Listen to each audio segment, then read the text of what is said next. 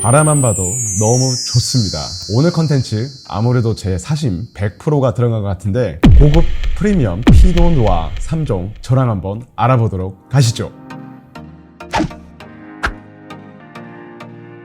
안녕하세요, 반갑습니다. 진스와인 페어입니다. 오늘 제가 처음에 인트로에서 이야기했듯이 이 사심 100% 방송이 되지 않을까 싶은데 고가 피노누아에 대해서 한번 준비를 해보았습니다. 일단 피노누아를 여러분들이 아시면은 피노누아가 너무 비싸다라고 생각하시는 분들이 있으실 거예요. 피노누아를 보시면은 너무 저렴하거나 또는 너무 비싸거나 어떻게 보다 보면은 이 중간 가격의 애매한 와인들을 볼 수가 없습니다. 그 이유가 뭘까요? 피노누아가 비싼 이유는 피노누아를 재배하는 것이 되게 까다롭습니다. 이 포도가 자칫 잘못하다간 그냥 까딱하면 다 죽어버려요. 그래서 아무나 키울 수도 없고요. 어떠한 생산 지역에서 특정한 그런 때루아가 맞는 곳에서 포도나무를 키워야 되는 게 또 피노누아이기도 합니다. 두 번째로는 이 생산자빨이라고 하죠. 이게 아무나 또 기를 수가 없습니다. 생산자들의 이런 양조 스킬이 들어가야지 이런 고가의 피노누아를 만들 수가 있습니다. 세 번째는 아무래도 희소성이죠. 워낙에 고품질의 포도와 또 스킬들을 이용하다 보니까 많은 양의 와인을 만들어낼 수도 없습니다. 그렇기 때문에 적은 생산량 때문에 오히려 희소성의 가치가 있기 때문에 고가 피노누아는 다른 와인들보다는 훨씬 더 비싸게 이렇게 측정돼서 나오는 경우도 많습니다. 그리고 최근 들어서 코로나 사태 때문에 생산적인 단가라던가 이런 부자재 비용, 또 물류비에서 이렇게 좀 많이 이제 상승이 됐어요. 그러다 보니까 최근 1, 2년 사이에 뭐 샴페인도 그렇지만 그랑크리도 그렇고 이런 고가 중에 피노누아 품종에 대해서는 특히나 이 가격이 엄청나게 오르고 있습니다. 그런데도 비싸도 아시죠? 이런 고가 피노누아에 대한 그런 니즈가 있는데 그 이유는 아무래도 피노누아 품종 자체가 섬세한데 고가 피노누아는 그 섬세함에 최고봉을 찍습니다. 진짜 섬세함의 절정을 보여줄 수 있는 그런 와인들을 만들어낼 수 있기 때문에 사람들이 많이 찾는 것 같고요. 다른 하나는 아무래도 이게 숙성이 되면 될수록 프리미엄 피노누아는 맛도 맛이지만 향에서 즐길 수 있는 게 너무나도 많습니다. 이런 복합적인 향들, 제가 뭐 말씀드린 게 색, 향, 맛을 본다면 그 코에서 즐기는 즐거움들이 이런 비중이 더 높아지기 때문에 피노누아를 좋아하시는 분들은 훨씬 더 그런 쪽으로도 더 많이 와인을 즐길 수 있다는 점에서 피노누아를 또 많이 찾는 것 같습니다. 제가 그래서 오늘 피노누아 3종을 준비했습니다. 전 세계적으로 유명한 피노누아 국가라고 한다면 생산량으로 봤을 때 프랑스, 그리고 미국, 그리고 독일 피노누아가 유명한데 이 세 가지의 피노누아를 한번 제가 준비를 해봤습니다. 좀 비교해보면서 생산자와 피노누아에 대한 매력을 여러분들께 좀 소개를 해드리도록 할게요. 네, 그러면은 국가별로 다른 고가의 피노누아를 준비했는데 지금 하나씩 한번 좀 보도록 할게요. 첫 번째 준비된 와인은 프랑스 피노누아예요. 근데 여러분들 레이블을 한번 보시면 아셨을 수도 있는데 프랑스에서 가장 유명한 곳은 부르고뉴죠. 부르고뉴 안에서도 이제 꼬뚜도르, 황금의 언덕이라는 곳이고요. 그 꼬뚜도르 안에서도 꼬뚜디 안에서도 본 로마네라는 포도밭에서 나오는 와인을 가지고 왔습니다. 본 로마네, 피노누아를 좋아하시는 분들은 진짜 웃음이 절로 나오는 그러한 포도밭이 있는 곳이라고 보시면 되고, 피노누아 중에서는 뭐 로마네 꽁띠나 라타슈, 리시브루와 같은 되게 유명한 그랑크리 포도밭이 위치한 곳이기도 합니다. 이 중에 또 유명한 생산자 중에 한 명인 루이 라뚜르라는 생산자 와인을 제가 준비를 했어요. 루이 라뚜르는 한 프랑스 부르고뉴에서도 한 200년 정도의 와인 전통을 가지고 있는 와인 생산자고요. 되게 환경을 중시하면서도 와인을 만드는 유명한 와인 생산자이기도 합니다. 특히 루이 라뚜르는 그런 유기농 기법들도 많이 하고 있지만은 좀 혁신적인 농사 기법들을 통해 가지고 와인들을 또 새롭게 또 고품질로 많이 생산하고 있어요. 그럼 이 와인 한번 파헤쳐 보도록 할게요. 색을 먼저 보시면은 색상이 되게 연하고 투명합니다. 그 생각보다 레드 와인 치고는 되게 깊이가 많이 깊지가 않고요. 밝은 보랏빛을 보여주고 있습니다. 손가락이 보일 듯 할 정도로 되게 연한 보라색을 보인다고 보시면 될 것 같아요. 참고로 제가 이 와인들은 이제 와인을 오픈하고 나서 한 40분 정도 지금 열어놓은 상태고요. 그 와인잔에 따라서도 지금 10분 정도 이상 와인을 더 열어놨습니다. 그래서 맛과 향들이 처음에 오픈했을 것과는 조금 다르다라는 점 참고하시면 될 것 같아요. 향을 한번 보도록 할게요. 향은 그런 1차적인 느낌들, 딸기, 체리의 느낌들이 은은하게 납니다. 생각보다 그런 향들보다는 흙이나 이런 버섯의 향들이 훨씬 더 많이 올라와요. 그런 2차, 3차적인 숙성향이라고 표현을 하는데 그러한 향들이 되게 좋고요. 그리고 꽃 중에서도 약간의 장미 향들도 좀 많이 보여주고 있습니다. 그리고 나무 줄기에서 나오는 약간 채소류의 느낌들도 그런 향들도 나고 있고요. 와인이 계속 제가 이렇게 스월링을 할 때마다 이런 풍미들이 이 정도 떨어져 있어도 이 향이 올라옵니다. 보통 와인들은 제가 이제 코를 안쪽으로 해야지 향이 나는데 이런 좋은 와인들은 향이 멀리서도 이렇게 은은하게 퍼집니다. 맛을 한번 보도록 할게요.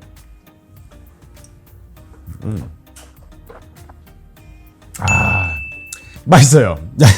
이 입안에서 느껴지는 이게 산미가 아직까지 이게 2019 빈티지다 보니까 입안에서 지금 끝나고 남은 산미들, 이런 입안에서 자글자글한 느낌들이 아직 있습니다. 침샘들이 계속 자극을 하고 있고요. 근데 이게 되게 날카롭지가 않습니다. 산미들이 되게 좀 부드러운 편이고요. 약간의 타닌들이 좀 느껴지는데 이런 타닌들은 어떻게 보면 이제 와인을 만들 때 이제 껍질뿐만 아니라 이런 줄기까지 넣는 이러한 양조 기법들도 쓰고 있어요. 그러다 보면은 좀 장기 숙성형 이런 포텐셜을 가질 수 있게끔 더 도와주는 역할도 하기도 하고요. 조금 더 시간이 지날수록 훨씬 더 이러한 무게감들도 좀 보여주기도 합니다. 그래서 그러한 느낌들이 저는 처음에 지금 마셨을 때는 너무 어린 감이 좀 있긴 한데 그래도 입안에서는 구조감이나 이런 산미나 타닌감 이런 것들이 적절하게 이제 잘 어우러지는 이런 맛을 보여주고 있어요. 너무 좋습니다. 그리고 이게 끝에서 남는 이러한 잔맛들이 좋습니다. 지금 이제 조금 더 숨을 쉬고 제가 이렇게 침을 삼킬 때도 입안에서 조금 남아있는 이런 맛들이 조금씩 더 느껴지는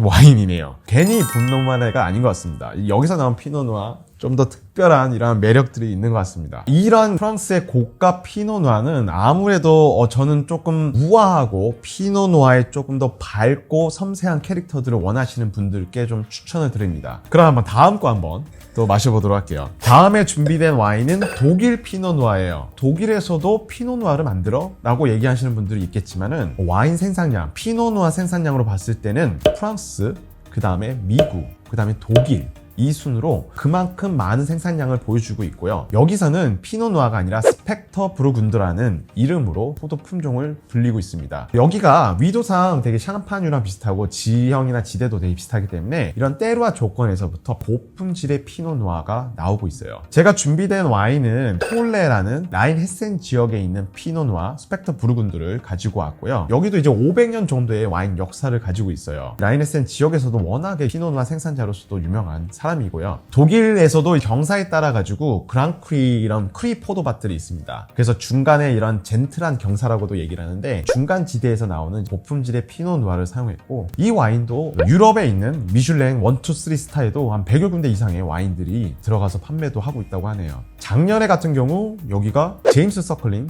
99점을 맞을 정도로 이런 평론가의 점수도 되게 좋은 이제 피노누아입니다. 이거 한번 제가 테이스팅 한번 해볼게요. 색을 보시면은 아까 브로고뉴 본로마네랑 색상들은 좀 비슷한 편입니다. 좀 밝고 연하고 보랏빛 색상을 보여주고 있는데요. 조금 더 연한 투명한 색깔이 조금 더 보여지는 것 같아요. 조금 더 밝은 빛을 좀 보여주고 있는데 전체적으로는 되게 투명하고 밝은 편입니다.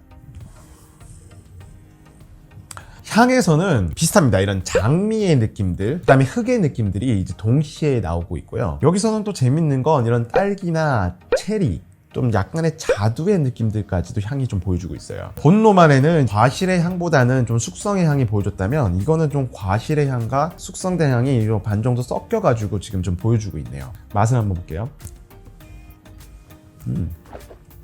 입안에서의 약간 새콤달콤한 느낌들이 동시에 좀 어우러져서 나와요. 산미도 적정 수준 이상으로 나오고요. 그리고 약간의 그 부드러운 과실 맛들이 입안에서 잘 잡아줍니다. 특히 약간 타닌이 더 있어요. 지금 첫 번째 본 노마네보다 타닌감이 조금 더 세게 느껴집니다. 제가 예전에 오레곤주 와인을 먹었을 때도 잠깐 타닌감이 있다고 얘기를 했었는데 거기에 느낌들의 타닌감들 조금 더 이게 힘이 보여줍니다. 산도와 타닌을 가진 와인들은 이렇게 좀 장기 숙성형 포텐셜을 가진 와인들이 많습니다. 두 가지 모두 다 빈티지가 2019다 보니까 아직까지는 조금 더 어린 것 같아요. 그래서 조금 이렇게 시간이 지나면 좀 풀어줌에 따라서 더 열리고 있는 단계지만 아직까지 타닌감이 되게 잘 살아있는 쨍쨍한 맛있는 피노누아입니다. 이거 같은 경우는 약간 구대륙과 신대륙의 느낌들을 좀 둘 다 가지고 있는 것 같아요. 신대륙의 이런 과실의 맛과 좀 구대륙의 숙성된 맛이 이 두 가지가 잘 좀 버무려진 이런 와인인 것 같습니다. 독일의 스펙터 부르군더, 이것도 참 매력이 있습니다. 세 번째 와인 한번 테이스팅 해보도록 하죠. 세 번째 와인은 제가 다른 컨텐츠에서도 다른 레인지를 한번 소개를 시켜드린 적이 있어요. 오리 스위프트, 이제 컬트 와인 중에서도 좀 최근 들어서 많이 각광받는 와인 생산자죠. 데이비드 픽리가 만드는 루진이라는 와인입니다. 루진은 좀 신생 와이너리기는 하지만은 앤디 워홀의 수억 달러의 미술품들이 나오는 작업 스튜디오 이름이 루진이거든요. 공장이라는 뜻을 가지고 있는데 그거에 영감을 받아가지고 만들었다고 합니다. 어떻게 보면은 데이비드 픽리도 과거와 현재 그런 것들을 생각하면서 이 피노누아에 대한 어떤 결을 만들지 특별하고 자기만의 이제 피노누아를 좀 보여주려고 하는 캐릭터라고 하는데 한번 테이스팅 해보도록 할게요. 색에서 보면은 중간 보랏빛 색상에서 끝에서는 약간 루비 색깔이 보여줍니다. 첫 번째, 두 번째 프랑스나 독일 피노누아보다는 확실히 조금 더 색상이 진한 색상을 보여주고 있고요. 하지만 이런 투명한 색상들은 그렇게 깊지는 않습니다. 피노누아가 껍질이 워낙 얇다 보니까 그렇게 깊은 편은 아니고요. 조금 더 숙성된 느낌들이 더 보여주네요. 참고로 보니까 빈티지가 앞에 프랑스나 독일은 2019였는데 요거는 2017 빈티지입니다. 향을 한번 볼게요. 향에서 확실히 조금 더 잘 익은 느낌들의 붉은 과실들이 느껴지고요. 딸기 체리의 느낌들도 깔려 있는데 이런 자두의 느낌들이 더 많이 좀 집중적으로 많이 보여주고 있어요. 그리고 체리인데도 약간 검은 체리의 느낌들, 잘 익은 장 물렁물렁한 검은 체리의 느낌들도 좀 보여주고 있어요. 그리고 당도 있는 이런 건조된 과실의 느낌들, 건포도, 건자두의 느낌들까지도 좀 같이 섞여져 있어요. 확실히 프랑스나 독일 거랑은 좀 다른 느낌의 피노누아네요. 맛을 한번 볼게요. 입안에서도 거의 이제 비슷한 느낌으로 이제 들어옵니다. 좀 잘 익은 체리, 검은 체리의 느낌들까지 입안에서 쫙 느껴지고요. 이런 산미들이 생각보다 둥글입니다. 산미가 있는데 이런 당도, 이제 과실의 잘 익은 맛과 이런 바디감들, 입안에서 오는 무게감 때문에 이런 산미가 덜 느껴져요. 근데 마시고 나서의 이런 침샘은 자극되는 건 좀 있습니다. 전체적으로 되게 둥글게 잘 잡혀 있습니다. 비교를 굳이 하자면은 조금 더 바디감이 훨씬 높아요. 이게 한 라이트 미디엄급 되면은 거의 미디엄급 정도? 좀 더 올라가기 때문에 힘이 좋은 피노누아라고 보셔도 될 것 같아요. 그래서 이 지금 루진의 아나폴리스 피노누아 같은 경우는 추천을 드리자면 진짜 쫀득하고 진한 느낌의 피노누아를 선호하시는 분들께, 그렇다고 해서 떨지는 않은데 이런 힘있고 누구나가 마셨을 때 좀 부드러운 이런 피노누아를 원하신다면 아무래도 저는 캘리포니아 피노누아를 한번 추천드립니다. 제가 지금 피노누아 세 가지를 마시면서 느낀 거는 프랑스 피노누아 같은 경우는 조금 더 숙성된 매력들을 보여줍니다. 이런 좀 향에서 복합적인 느낌들을 보여주기 때문에 나무나 흙에 대한 느낌들, 숙성된 2차, 3차 향들을 더 보여주었고요. 그와 반대로 미국 피노누아는 숙성된 느낌도 있지만은 좀 과실에 째미하면서도 이러한 풍미들을 조금 더 많이 올려줘가지고 조금 더 인상적인 느낌의 피노누아들을 보여주기도 했어요. 근데 독일 피노누아, 이거는 구대륙과 신대륙의 이런 중간 느낌들, 이런 과실의 느낌들도 잘 살아있고요. 또 숙성된 느낌들도 어느 정도 보여주는 이 중간 느낌의 피노누아라서 이것도 또 하나의 또 다른 매력이 지금 있는 것 같습니다. 오늘 제가 준비된 세 가지의 피노누아는 물론 지역마다 또 생산자마다 또 다른 맛을 보여줄 수도 있습니다. 그래서 같은 피노누아 지역인데도 또 다른 포도밭을 간다던가 또 다른 생산자를 만나시면은 약간의 다른 결의 피노누아도 보실 수가 있어요. 그래서 이 피노누아라는 게 하나에 빠지시게 되면은 여러분들